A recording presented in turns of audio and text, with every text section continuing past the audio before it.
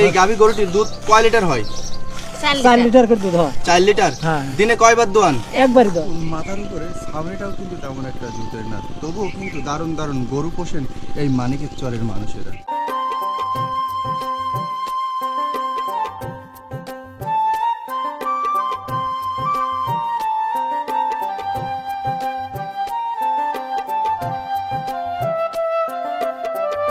ক্ষেতের মধ্যে কি কাজ করতেছে আমরা একটু জেনে নেব। ভাই এগুলা কি কাজ করতেছেন আপনারা? মানে বাঙ্গি গাছ কাটি দিচ্ছে। বাঙি গাছ? হ্যাঁ, পাট খেতে নালে জরা যাবে। ও ওই যেগুলা ছোট ছোট ফল হয় এগুলো? হ্যাঁ হ্যাঁ হ্যাঁ। এই দেখুন বাঙি গাছ অর্থাৎ গাইগম গাছ।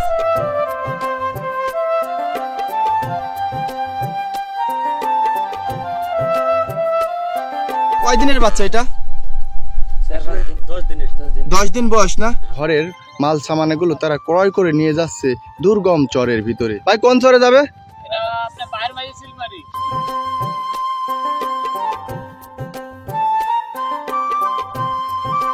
বন্ধুরা, দীর্ঘপথ পাড়ি দিয়ে অবশেষে চলে আসলাম কুষ্টিয়া জেলার দৌলতপুর উপজেলার সিলমারি ইউনিয়নের মানিকের চরে। আর এই মানিকের চরে কে বা কারা বসত করে তাদের দ্বার প্রান্তে গিয়ে খোঁজ খবর করব তারা কোন হালে জীবনযাপন পার করতেছে এই চরের মাঝখান থেকে।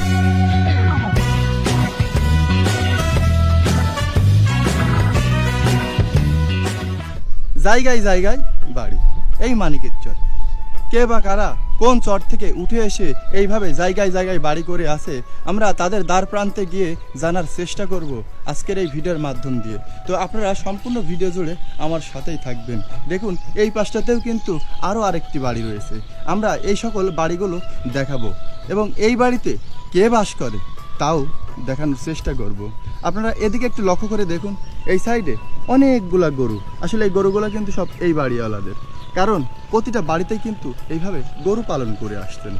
পাশাপাশি দেখুন এই চরের মধ্যে সব ঘাস লাগিয়েছে এই সকল গবাদি পশুর জন্য।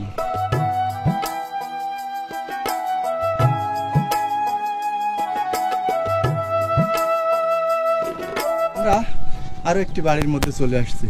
এই বাড়িটাই চাষিদের। চাষি আসসালামু আলাইকুম। ওয়ালাইকুম সালাম। কেমন আছেন চাষি? ভালো আছি। তো আপনাদের এই বাড়িটা দেখার জন্য আমরা ওই সাইড থেকে আসলাম। তো এই চরের মাঝখানে আপনারা কিভাবে বাস করছেন একা একা? তো খুবই কষ্ট হয় বাস করা। তো এই চরে চোর মোর আসে না? না, চোর মোর এখনো পাইনি। পাই না? না। না। কোন চর থেকে আপনারা উঠে আসছেন এই চরে বাড়ি করছেন? আমরা ওই যে আগে ছিলাম এই যে দিয়ার কাদের পুরোটা ভেঙে যায়, আবার এই যে এখানে আসছি। এই 18 বাতে? হ্যাঁ, 18 ওই পার। এটি 18 ধরে, আর ওই যে মানিকের চরের ওই পার। ওই পাশে মানিকের চরের মূল চর। জি। চাষিদের ঘরটা আমরা একটু দেখাই। এই দেখুন চাষিদের এই ঘরের মধ্যে পেঁয়াজ রসুনের বস্তা ভরা রাখা আছে, এই সাইডে খড়ি আছে। এই দেখুন ডিজিটাল পদ্ধতিতে ফ্যান চলতেছে আর চাষিরা কিন্তু এখানে ঘুমান। তো আমরা চাষিদের ঘরটি দেখানোর চেষ্টা করলাম। আচ্ছা চাষি, আপনারা যে এই চরের ভিতরে বাড়ি করছেন একা একাই, ভয় টয় লাগে না রাত্রে? রাত্রে ভয় লাগে, তাও হলো ডাইকে হেঁকে হেঁটে বাড়াই থাকি। কাকা কি করে? ওই মুক্তিযোদ্ধা। কাকা মুক্তিযোদ্ধা? জি। আচ্ছা আচ্ছা। কাকা তো এখন বর্তমানে বেঁচে আছে না? হ্যাঁ, বেশি আছে যে নামাজে গেল। নামাজে গেছে না? জি। আচ্ছা আচ্ছা। পূর্বে আপনারা কোন চরে বাস করছিলেন? আমরা আগে যে হলো দিয়ার কাদের পড়ছিলাম। আচ্ছা, এখন বর্তমানে আছেন কোন চরে? 18। 18। অর্থাৎ এটা তো মানিকের চরে বলে। হ্যাঁ, মানিকের চরে বলে। মানিকের চরের এই পাড়াটার নাম 18 বলে। 18। আচ্ছা আচ্ছা। এই পাশটা দেখুন পদ্মার চর, এই পাশে 18 পাড়া, হ্যাঁ, আর সব মিলায়ে মানিকের চর। আমরা এই চাষিদের বাড়ির মধ্যে এখন অবস্থান করতেছি। তো আমাদের আসলে চরের মধ্যে ঘুরতে অনেকটা কষ্ট হচ্ছে। তো চাষিরা এখানে টিউবওয়েল স্থাপন করছে নতুন, হ্যাঁ। আর এই দেখুন যে বাড়িটা তৈরি করছে তার কিন্তু মাটি এখান থেকে তুলছে, সম্পূর্ণ কিন্তু বালি মাটি। এই দেখুন, আর এই দেখুন এই পাশে কিন্তু আরেকটি বাড়ি রয়েছে, আর এখানে তারা পাটকাঠি দিয়ে এই বাড়িটা তৈরি করছে। বন্ধুরা, আমরা দুর্গম চরের মাঝখানে ঘোরাঘুরি করতে এসে আমরা এই মাঠের মধ্যে চলে আসছি। এখানে কৃষক বড় ভাইরা তারা ক্ষেতের মধ্যে কি কাজ করতেছে আমরা একটু জেনে নেব। ভাই এগুলা কি কাজ করতেছেন আপনারা? মানে বাঙ্গি গাছ কাটি দিচ্ছে। বাঙি গাছ? হ্যাঁ, পাট খেতে নালে জরা যাবে। ও ওই যেগুলা ছোট ছোট ফল হয় এগুলো? হ্যাঁ হ্যাঁ হ্যাঁ। আচ্ছা আচ্ছা। এই কৃষক ভাই বললো যে তারা বাঙি গাছ তুলতেছে। আসলে এই চরের ভাষায় বাঙি গাছ বলে, আর আমাদের এলাকার ভাষা হচ্ছে গাইগম। কারণ দেখতে অনেকটাই ওই তরমুজের মতন হয়, ছোট ছোট ফল হয়, সেইগুলো হচ্ছে বাঙি গাছ, আর আমরা বলি গাইগম। কতটুকু কুষ্টা বুনছেন আপনি? 2.5 বিঘা। 2.5 বিঘা? তো যদি ভালো হয় তাহলে কেমন ফলন আসতে পারে এখান থেকে? তাতে ফলন আসবে আপনার 40-50 মন হবে না? না আপনার টাকা 40-50। আর ভালো হলে পারে আপনার 20 মন।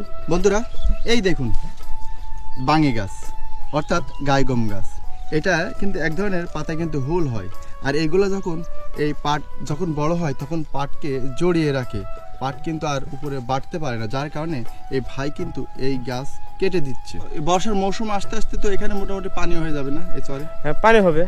তো তখন এই এখান থেকেই আপনারা এইগুলা জাগ দিবেন না? হ্যাঁ কুষ্টা কাটে এখানে জাগ দেবো। তো আপুর মায়ের বাড়ি কোথায়? খাজানগর। খাজানগর। খাজানগর কোন জায়গা? আরত বাংলা। আরব বাংলা। আরব বাংলার কোন পাশে আপনার মায়ের বাড়ি? আরত বাংলার দক্ষিণ পাশে।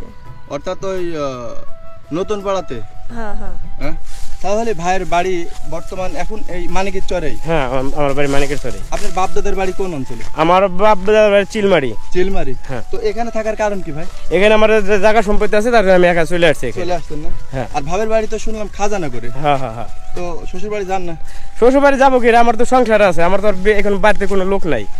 তা আমি এই বাড়ি ঘর আমার দেখবি কেটা, গরু বাছুর আছে এগুলো দেখবি কেটা। বর্তমানে কয়টা গরু আছে এখন? আমার বর্তমান 4টা গরু। 4টা গরু না? হ্যাঁ।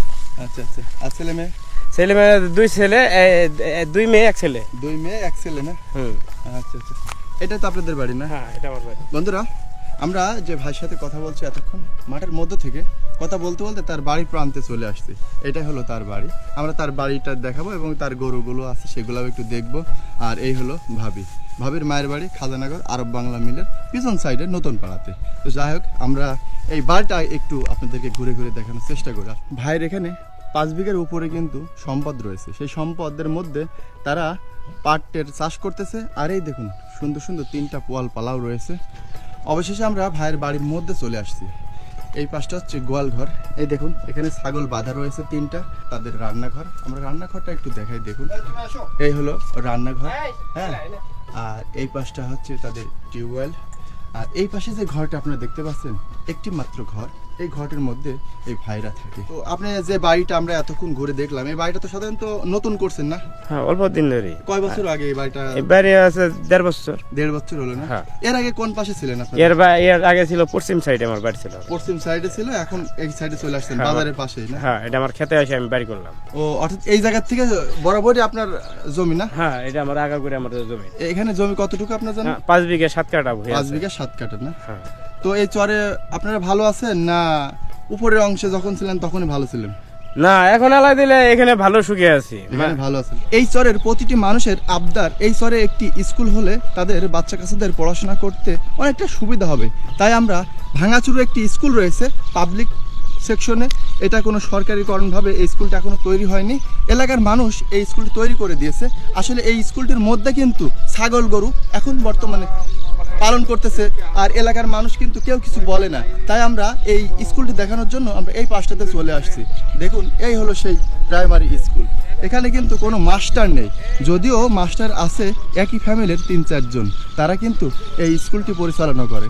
এখন তারাও কিন্তু ঠিকভাবে স্কুলটি পড়াশোনা করানোর জন্য আসেন না, বাচ্চা কাচ্চারা তাই পড়াশোনা করতে পারে না। এই চরের মানুষ যদি পড়াশোনা করতে যেতে হয় কিন্তু অনেক দূর অঞ্চলের স্কুলে, তাই তারা স্কুলে যায় না। না যাওয়ার কারণে তারা কিন্তু এক কথায় নিরক্ষর হিসাবে এখানে আর কি চলতেছে।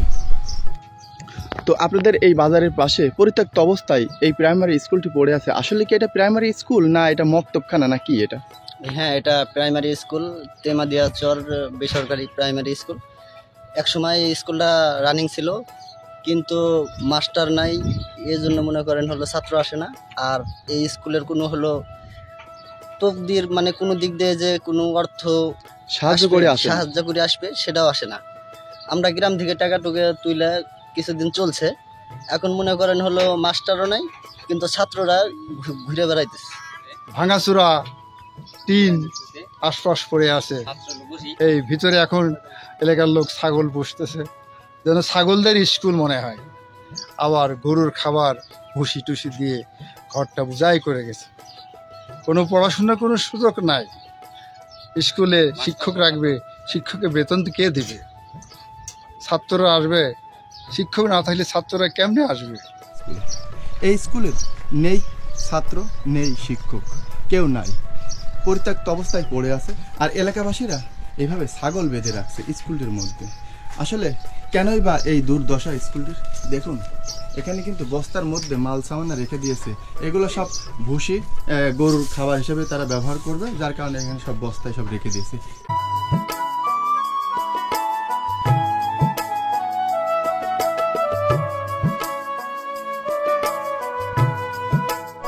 কাকা আসসালামু আলাইকুম। ওয়ালাইকুম আসসালাম। কেমন আছেন কাকা? খুব ভালো আছি। কোথা থেকে আসলেন? এই যেখানে ঘর তুললাম। ঘর তৈরি করতে গেছিলেন না? আচ্ছা আচ্ছা আচ্ছা। আপনারা কি ঘরের মিস্ত্রি? এই টিনের ঘরে। টিনের ঘরের। বর্তমানে আপনারা এই চরে বাড়ি করছেন হাজিরা, না আপনারা ঘরের যেটা মাপ যোগে আপনারা হাজিরা নেন? ঘরে দিন হাজিরা। দিন হাজিরা। বর্তমান হাজিরা আপনাদের কেমন? এই 500-600। 500-600 টাকা আপনারা ঘর তৈরি করেন? জি। এত কমে? কমই তো। তো গরিব মানুষ সবাই। আপনাদের বাড়ি কোন চরে? এই মানিকের চরে। মানিকের চরে। জি। মোটামুটি মানিকের চরে বাড়ি করে আছেন, বসত করছেন অনেক দিন ধরে, তো কেমন লাগছে এই চরটি? খুব ভালো আল্লাহ। ভালো লাগে না? হ্যাঁ। তো এই চরের আয়ের উৎসটা কি? আর ধরেন আবাদ বুনেত করি আমরা।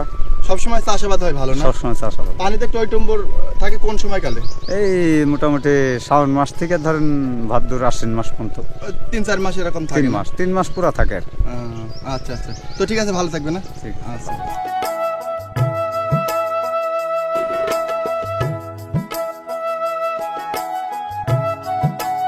আপনারা এই চর থেকে অসুখ বিসুখ হইলে আপনারা ওই মুহূর্তে কি করেন? আপনারা ওই মুহূর্তে ধরেন আমাদের যাইতে হয় বাগা যাইতে হয়, নদী পারাপার ব্যাপার।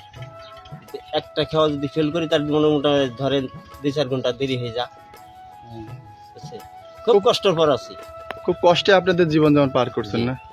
তো এই যে বাড়িটা করে আছেন, এই বাড়িটা আপনাদের নিজস্ব জায়গার উপরে না অন্য? অন্য জনার। বছর বছর টাকা বাৎসরিক লিস্ট নেওয়া? বছর বছর মানে টাকা দিতে হয়। কত টাকা দিতে হয় আপনাদের? এই ধরেন মানে 4000 থেকে বিঘা হিসেবে দিতে হয়। এরকম দিতে হয় না? আচ্ছা আচ্ছা। উত্তপ্ত গরমের ভিতরে গরু কিন্তু এইভাবে বেঁধে রাখছে। দেখুন মাথার উপরে ছাউনিটাও কিন্তু তেমন একটা জুটের না, তবুও কিন্তু দারুণ দারুণ গরু পোষেন এই মানিকের চরের মানুষেরা। তাদের এই গরুটি কিন্তু ষাঁড় গরু, দেশাল জাতের। আমরা একটু গরুটি একটু দেখানোর চেষ্টা করি। আর এই দেখুন তাদের খাবার হিসাবে কি দিয়েছে, এখানে খড়কুটা ছাড়া আর কিছুই নেই। প্রতিটা বাড়িতেই কিন্তু গরু পালন করেন।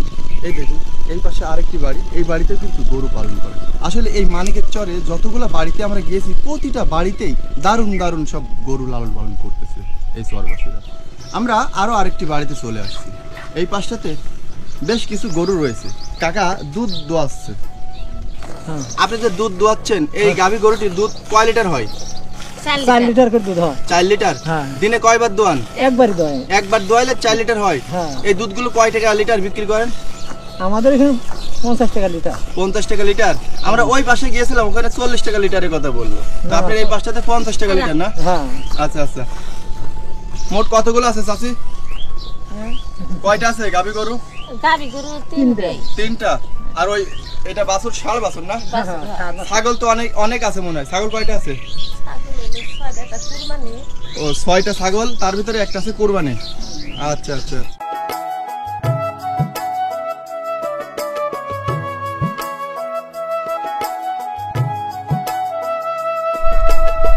বন্ধুরা এই চরের মাঝখানে যে এই জমিগুলো আপনারা দেখতে পাচ্ছেন, আসলে এই জমি যদি আপনারা ক্রয় করতে হয় তাহলে আপনাদের মূল্য দিতে হবে 50,000 এবং 1 লক্ষ টাকা।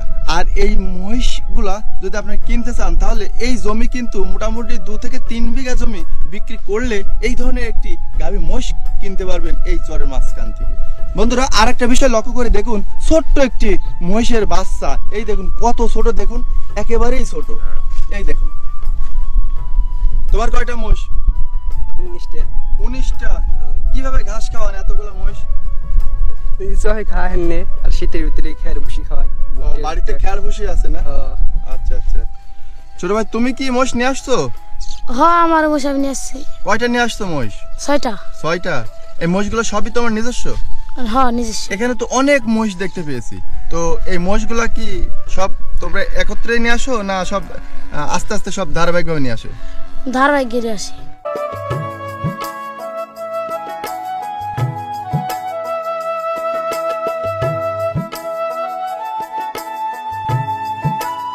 চর অঞ্চলে যাওয়ার জন্য আমার সামনে একটি যে বাঁশের তৈরি ব্রিজ দেখা যাচ্ছে, সেই ব্রিজটা অতিক্রম করে তারা কিন্তু এই যে ঘরের মাল সামানগুলো তারা ক্রয় করে নিয়ে যাচ্ছে দুর্গম চরের ভিতরে।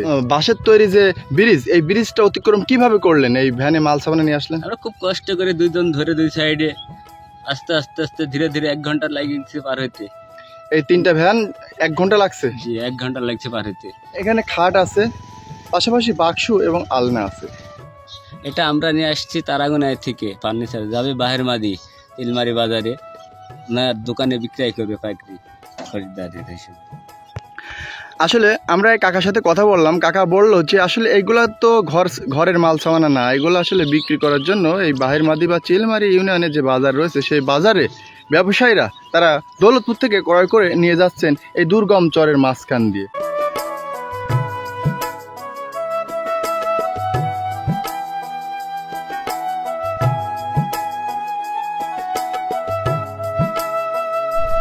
বন্ধুরা, তেমাদিয়া বাজার অর্থাৎ আটরশি বাজার মানিকেশ্বর থেকে বিদায় নিচ্ছি আমরা আজকের মতন।